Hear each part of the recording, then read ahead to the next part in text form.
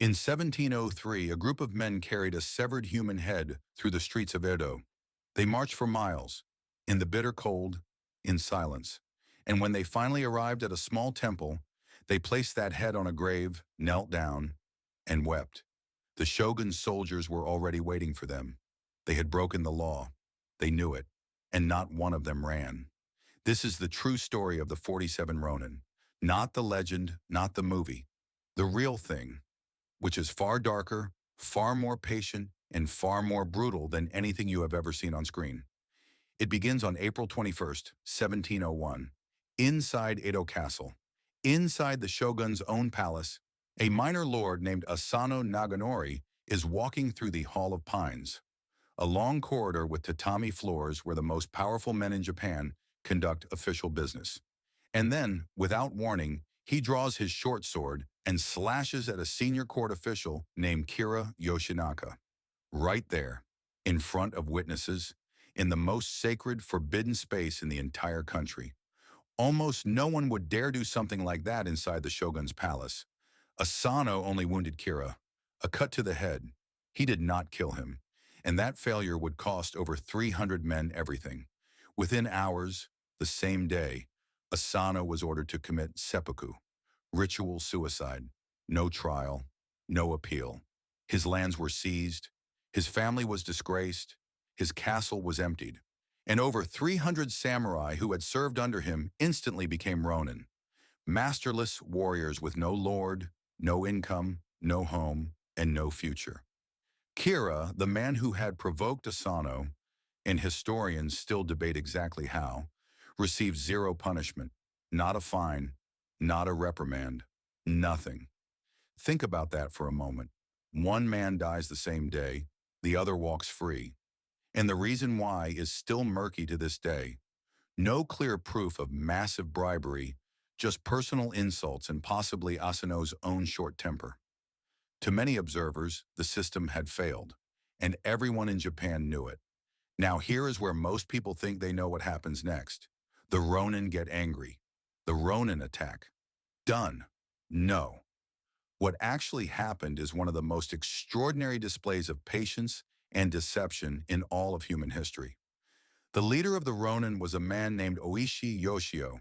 He was in his mid-40s, experienced, disciplined, and absolutely cold-blooded in his planning. Oishi did not reach for his sword. He went to a brothel. He drank. He gambled. He stumbled through the streets. He divorced his wife of 20 years to protect her from what he was planning. He sent her and their children away. He let people mock him openly.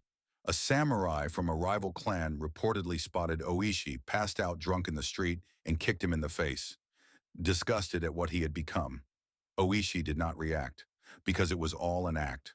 For 22 months, the Ronin scattered across Japan. Some became laborers, some became merchants, some became monks. They cut their top knots, the symbol of their samurai status, and became nobody. All of it was designed to convince Kira's spies that these men had given up, and it worked. Some of the Ronin divorced their wives specifically so that if the plan failed, and they were all killed, their families would not suffer alongside them.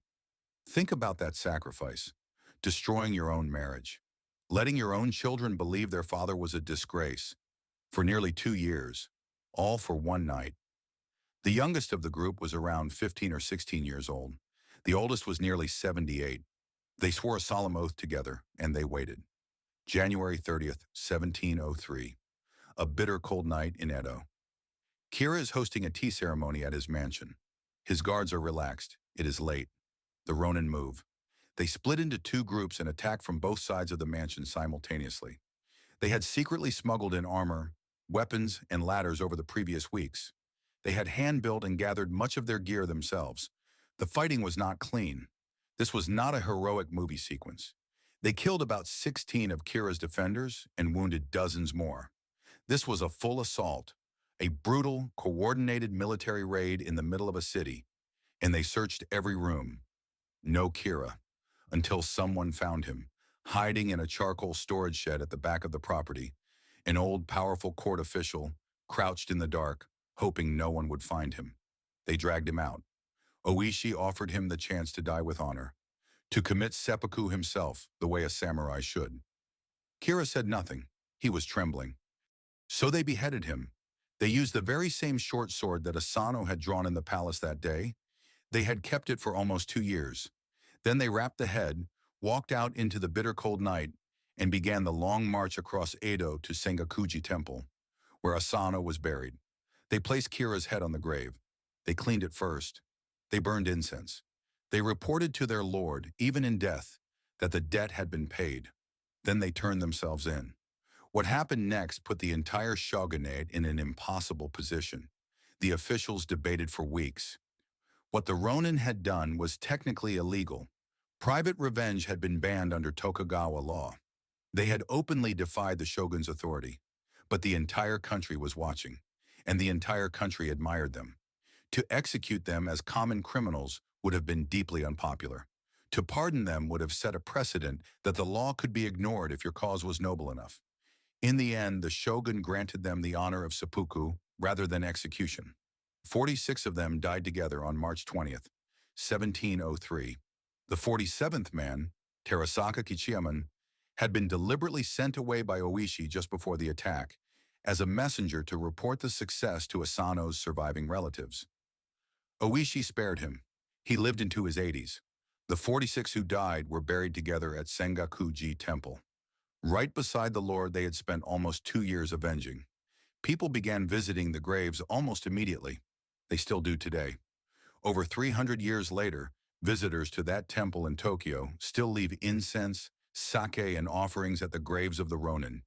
Here is what the legend gets wrong, and why the real story is so much more powerful. Asano was not a perfect hero. He was probably impulsive. He attacked Kira in the worst possible place, at the worst possible time, for reasons that are still not entirely clear. His single act of rage destroyed hundreds of lives, including his own family's. Kira was not a cartoon villain. He may have been arrogant and difficult, but the extreme version of his wickedness was invented by later playwrights who needed a simpler story. And the Ronin were not knights on a holy mission. They were men who committed premeditated murder. They killed 16 of Kira's guards. They spent nearly 2 years lying to everyone around them, including their own families. But they also chose a code over their own survival. They could have simply walked away. They had no lord anymore, no obligation. No one would have blamed them for moving on. Instead, they gave up nearly 2 years of their lives. They sacrificed their marriages, their status, and their identities. And in the end, they gave up their lives too. Not because they had to, because they chose to. There is a haunting observation that was made after it was all over. If Kira had simply died of illness, which he nearly did, 9 months after Asano's death, the Ronin would have spent 2 years living as disgraced drunks and laborers. The plan would never have been completed, and they would have gone to their graves looking like cowards. The entire legend hangs on the fact that Kira survived long enough to be killed. History is that fragile. The 47 Ronin were not perfect. Their story is not clean. It is about loyalty that costs everything. Their graves are still there. Go look them up. They are called the Akko Ronin, and Japan has never forgotten them. Neither should you.